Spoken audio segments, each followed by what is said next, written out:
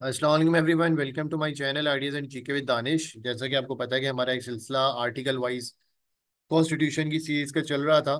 उसी हवाले से जो आर्टिकल टू डिस्कस टुडे, जो हमारे पास एक आर्टिकल है वो है जी आपका आर्टिकल नंबर 22। ठीक है। आर्टिकल नंबर 22 बेसिकली डील करता है safeguards to educational institution with respect to religion etcetera. ठीक है। तो इसमें वही कहता है कि no person attending any educational institution, this is the scenario, no person attending educational institution shall be required to receive religious instruction or take part in any religious ceremony or attend religious worship if such instruction ceremony worship relate to a religion other than his own। अब अगर ये बात आप देखें और थोड़ा सा तारीख के वर्कों पर अगर हम नजर डालें तो हमें इस बात का अंदाजा होता है कि आप लोग जो पाक फेर पढ़ते हो तो आप मोस्टली एक मिनिस्ट्रीज होती है जिसको देखे कहते हैं the decisive movement for the creation of Pakistan, that is considered to be Congress ministries के एट्रोसिटीज जो थी।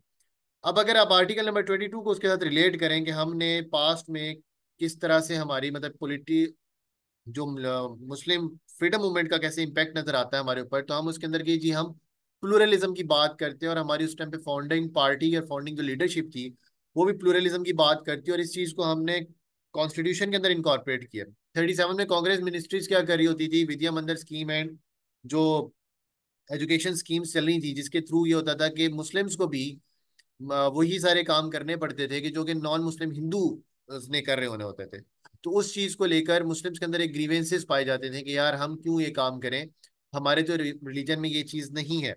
लेकिन वो चीज आपसे करवाई जाती थी सुबह स्कूल में, ये विद्या मंदिर स्कीम एजुकेशनल स्कीम थी, लेकिन मुस्लिम बच्चों के लिए भी वो की जाती थी। आर्टिकल नंबर 22 इन पाकिस्तान के कॉन्स्टिट्यूशन में कैटेगोरिकली कहता है कि shall be required to receive, जो है उसको पर्सन को आप नहीं कर सकते। फॉर इंस्टेंस पाकिस्तान के अंदर दो सबसे बड़ी माइनॉरिटीज जो है वो क्रिश्चियन एंड हिंदूज हैं। तो आप उनको किसी भी तरह की इस्लामिक रिलीजियस इंस्ट्रक्शन को लेकर आप उनको नहीं कर सकते कि वो किसी रिलीजियस वर्शिप, मतलब जुम्मे का टाइम है, जुम्मे का टाइम है तो आप उनको ये नहीं कह सकते कि जुम्मा वो पढ़े। ठीक है, या वो कोई नमाज पढ़े, या वो कोई कोई एक चीज हो रही है, इवेंट हो रहा है, कोई नात खानी हो रही है, कोई मिलाद हो रहा है, कोई इस तरह का कंपटीशन हो रहा है, कोई मुस्लिम रिलेटेड चीज हो रही है, तो उस पर आप माइनॉरिटीज को आप कंपेल नहीं कर सकते कि वो आके वो काम करें, because it's not in their religion. ठीक है। हाँ, उनको हम ये देने के पाबंद हैं कि जब उनकी लीव्स हो, जैसे क्रिश्चियन का ईस्टर है, ईस्टर के अलावा उनकी क्रिसमस है, तो वहां पर उनको उनके स्टूडेंट्स को जो है वो चीजें मिल रही होती हैं और वो ट्रीटमेंट मिलता हो ना सिर्फ इन द एजुकेशनल लाइफ है, बल्कि इन द जो है प्रोफेशनल लाइफ में मिल रहा होता है। ठीक है। अब दूसरी चीज अगर आप देखें तो in respect of any religious institution there shall be no discrimination against any community in the granting of exemption और concession in relation to taxation. ठीक है। अब रिलीजियस इंस्टीट्यूशन के हवाले से ना डिस्क्रिमिनेशन नहीं कर सकते कि कंसेशन देनी है या टैक्सेशन में आपने एग्जेम्पशन देनी है किसी भी चीज को। मतलब फॉर इंस्टेंस इससे पहले मैं आर्टिकल 21 बताया था तो उसमें मैंने आपको बताया था कि फॉर इंस्टेंस स्पेशल जो लॉ है, अब जैसे नॉन मुस्लिम सब जक़ात नहीं ले सकते भाई, ठीक है, और इस तरह से करके कुछ और टैक्सेशन है वो आप कलेक्ट नहीं कर सकते, हमारा कॉन्स्टिट्यूशन इसकी मना करता है। अच्छा, अब ये आर्टिकल 22 का सबसेक्शन 3 है। ठीक है। अब आर्टिकल नंबर 22 का सबसेक्शन 3, अब ये देखेंगे बहुत इंपॉर्टेंट सबसेक्शन है और प्लुरलिज्म की बात करता है कि जो इसको लेकर जो जिसके बाद हमारे मुल्क में जब इस तरह के वाक़े होते हैं ना, असल में आपने चीज़ों को रिलेट करना आना चाहिए। आप फॉर इंस्टेंस आप लोग अगर थोड़ा सा एनालाइज करें कि हम पाकिस्तान के अंदर नॉन मुस्लिम वर्शिप प्लेसेस पे, ठीक है, इसमें क्रिश्चियन वर्शिप प्लेस है, जड़ा वाला इंसिडेंट हुआ था इससे पहले, हिंदूज की वर्शिप प्लेस थी मिट्टी में, मिट्टी में थी, उमरकोट में थी, वहां मंदिर टेम्पल के ऊपर अटैक हुआ था। उसको लेके पाकिस्तान के कॉन्स्टिट्यूशन में क्या कोई, क्या कहते हैं उसको, कोई एक चीज मौजूद है कि जिसके तहत आप ये कह सको कि पाकिस्तान का जो कॉन्स्टिट्यूशन है वो चीज वो करता है उनको,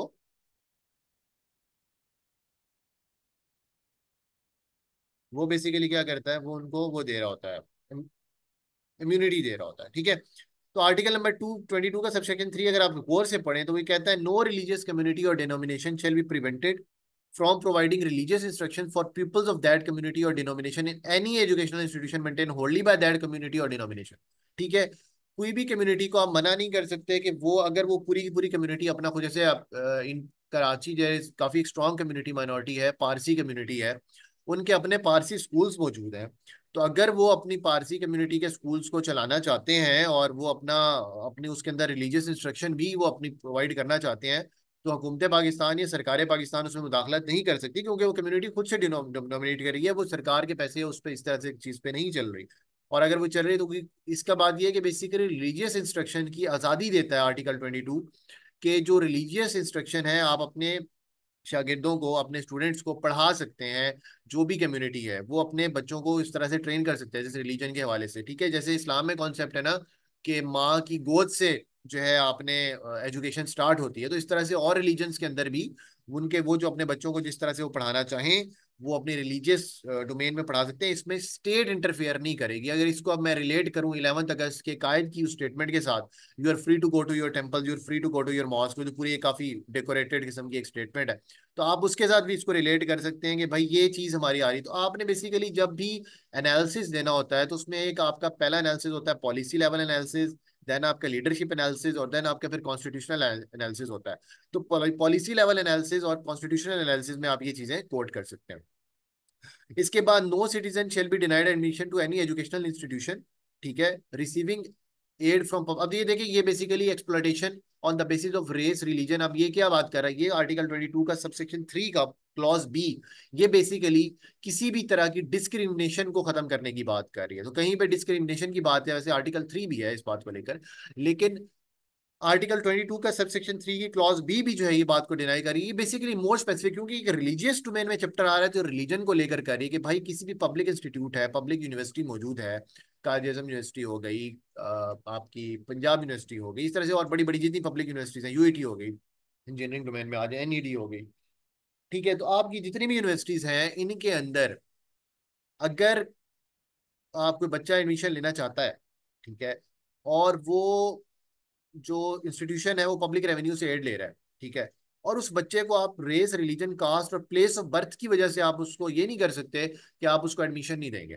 आपको उसको एडमिशन देना है, ठीक है। उसको एडमिशन देने के लिए आपने इस चीज को मद्देनजर आप नहीं रख सकते कि भाई उस किस रेस से है, किस रिलीजन, किस धर्म से है, वो किस कास्ट से है, किस जात से है, और किस जगह पर वो पैदा हुआ है, ठीक है। ये चीज उससे कोई ताल्लुक नहीं है। और अब इसके बाद आर्टिकल 22 का सबसेक्शन 4 ये कहता है कि ये इस आर्टिकल के अंदर कोई भी चीज ऐसी नहीं है जो प्रिवेंट करेगी। अच्छा, ये हमेशा आप अक्सर देखे होंगे, nothing in this clause shall prevent this, shall prevent this, shall prevent this, ठीक है। तो ये जो चीज है ना, ये आप अगर गौर से देखें, ये वाला ये हाईलाइट अगर हो गया आपको, ठीक है, तो रोली no nothing in this article shall prevent, ये आर्टिकल 22 का सबसेक्शन 4 जो है,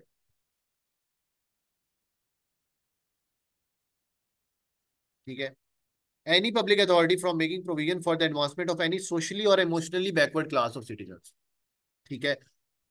आपकी सोशली इमोशनली बैकवर्ड क्लास है कुछ सिटीजन्स की, तो उसको की अपलिफ्ट के लिए, ठीक है।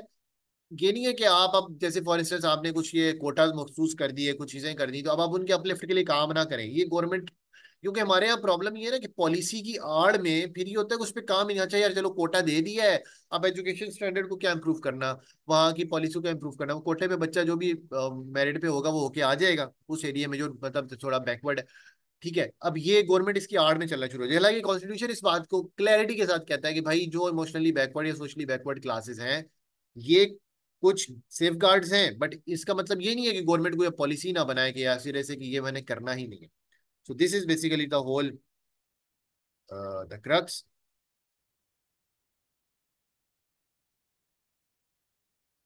सही है।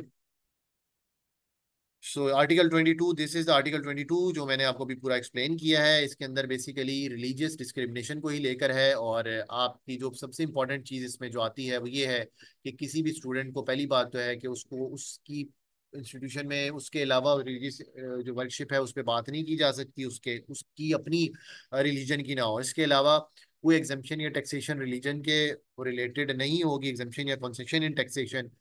उसके अलावा अगर कोई कम्युनिटी मेंटेन करना चाहे अपना स्कूल एंड अपना सारा चीजें तो वो कर सकती है, इसमें कोई उसको परेशानी नहीं है। उसके बाद एक और चीज ये है कि किसी भी सिटीजन को जो है वो डिनाई नहीं किया जाएगा, ठीक है। किसी भी सिटीजन को डिनाई नहीं किया जाएगा एजुकेशनल इंस्टीट्यूशन कि वो रेस रिलीजन या कास्ट की बेस पे उसको एक्सक्लूड करके जाए, ठीक है। Hope so it will make sense. ये आर्टिकल नंबर 22 था आज के लिए, ठीक है। एंड नाउ अब हम मूव करेंगे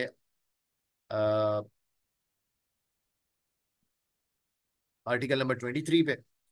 article number 23 will be the last article. Simple सी बात है, ये basically provision as to property कहता है। अच्छा, प्रोविजन एज टू प्रॉपर्टी में कुछ एरियाज हैं जो एग्जेम्प्टेड है, ठीक है। उसमें उसकी वजह ये है कि हमने स्पेशल स्टेटस दिया हुआ उन एरियाज को, ठीक है। और वो एरियाज हैं आपके, जीबी है, जीबी में अभी लॉ चल रहा था, प्रोटेस्ट भी हुए। इसके अलावा आज़ाद कश्मीर है। ये एरियाज आपके यहाँ पर सिर्फ वहाँ के जो नेटिव लोग हैं वो कर सकते हैं प्रॉपर्टी एक्वायर, उसके अलावा होल्ड या डिस्पोज ऑफ प्रॉपर्टी नहीं कर सकते, तो स्पेशल एक्ट है। यही बात आप अगर देखें तो स्पेशल स्टेटस इंडिया का जो कॉन्स्टिट्यूशन में था और जो रिवोक हुआ, जिस पर इतना ह्यू एंड क्राई मचा, वो भी इसी वजह से मचा था कि भाई देखें, वो स्पेशल स्टेटस है। जब स्पेशल स्टेटस है तो वहाँ की डेमोग्राफी चेंज होगी। प्रॉपर्टी की बेसिकली आप क्यों अलाउ नहीं करते किसी और जगह के बंदे को कि वहाँ की जो डेमोग्राफी है वो मेंटेन रहे ना, वहाँ की डेमोग्राफी मेंटेन रहे, ठीक है। ये this one provision as to property, ठीक है। वहाँ की डेमोग्राफी मेंटेन रहे, वहाँ के लोगों की पॉपुलेशन मिक्स चेंज ना हो जाए कि कल को, अब फॉर इंस्टेंस जब आपके ये चीज कम हुई तो उसके बाद इंडिया ने फौरन डोमिसाइल लॉज इशू किए। डोमिसाइल लॉज इशू करके उन्होंने जो मिलिट्री फैमिलीज थी, ठीक है, रिटायर्ड, उनको वहां पर प्रॉपर भेजा है। अब उससे क्या होगा कि वादी के अंदर जो भी वो है एक पॉपुलेशन का मिक्सचर है, वो सारा का सारा चेंज हो जाएगा। जब वो चेंज होगा तो अब उससे क्या मसला होना है, उससे मसला ये होना है कि कल को इंडिया का आपका अक़वाम मुत्तहिदा की रेजोल्यूशन के तहत वहां पर अगर प्लेबिसाइड करवाना भी पड़ जाए, कि अगर वहां पे प्लेबिसाइड करवाना भी पड़ जाए, so the local population will be accordingly manage हो जाएगी, ठीक है। तो this was the basically illicit mind कह लें, या जो इंटेंशंस की बैड इंटेंशंस कह लें मोदी सरकार की, वो बेसिकली ये थी। लेकिन पाकिस्तान में बात ये कहाँ से कहाँ निकल गई, बेसिकली ये आर्टिकल 23 है जो प्रोविजन एज टू प्रॉपर्टी की बात करता है। लेकिन इसमें मैंने बताया आपको दो रीजन इंक्लूड नहीं होंगे, एक आपका एजेके और इसके अलावा जीबी। क्योंकि एजेके एंड जीबी में हमने जब आर्टिकल 1 को पढ़ा था तो उसमें हमने कैटेगोरिकली बताया था कि पाकिस्तान का मतलब फेडरेशन होगी, इस्लामाबाद की कैपिटल टेरिटरी होगी और चारों प्रोविंसेस होंगे, ठीक है। वो now now FATA is the part of province, ठीक है। FATA is the part of KP, तो फाटा अलग से नहीं आता। तो ये वो फेडरल टेरिटरीज आपकी जुरिस्डिक्शन होगी, तो ये आपकी फेडरल टेरिटरीज की जुरिस्डिक्शन है। हाँ, आपका फेडरेशन की डेफिनेशन ये है, वो स्पेशल स्टेटस है, फेडरेशन उनको directly under the administrative control है और एडमिनिस्ट्रेटिवली चलाती है, वो एक अलग चीज है। लेकिन they are not the part of legal part हमारे कॉन्स्टिट्यूशनल का, जिसको पार्ट कहते हैं ना, ये कॉन्स्टिट्यूशनल में आपकी जुरिस्डिक्शन है। कॉन्स्टिट्यूशनल जुरिस्डिक्शन हम उस जगह को कहते हैं जहां पर आपकी प्रोविंशियल गवर्नमेंट भी बनती है, जहाँ पे आपका गवर्नर भी बैठता है, यहाँ पे आपकी प्रॉपर एक चीज बनती है, ठीक है। आजाद कश्मीर में देखें तो आजाद कश्मीर का एक प्राइम मिनिस्टर है, आजाद कश्मीर का अपना एक सदर है, ठीक है। तो वो एक चीज है। हाँ, जीबी को हमने प्रोविजनल प्रोविंशियल स्टेटस दिया हुआ और जीबी के लोगों की डिमांड है कि हमें प्रॉपर प्रोविंशियल स्टेटस दें, because we were the one to initiate this fight of क्या कहते हैं, war of independence against the Dogra सरकार। और हमने यहाँ बात स्टार्ट की थी। सो उम्मीद है आपको आज का लेक्चर पसंद आया होगा, ठीक है। हमने दो आर्टिकल डिस्कस किए, प्रोविजन एज टू प्रॉपर्टी की बात की और इसके अलावा हमने आर्टिकल नंबर 22 डिस्कस किया। तो ये दोनों आर्टिकल्स उम्मीद है आपको पसंद आए होंगे।